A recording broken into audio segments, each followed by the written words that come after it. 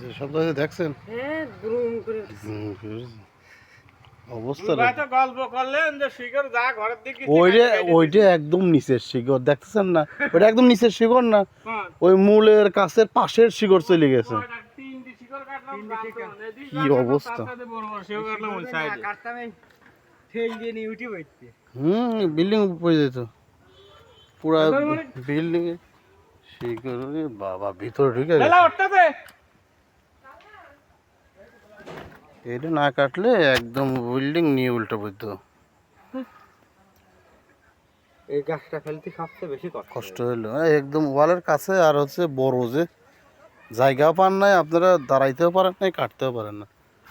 অবস্থা কি!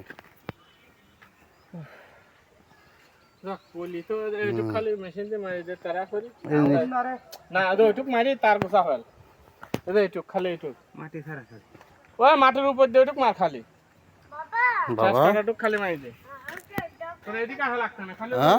হাতের মধ্যে ওটা তারা হ্যাঁ, ডক্টরের কাছে নিয়ে যাবো তোমার। এই জায়গায় আইসো না।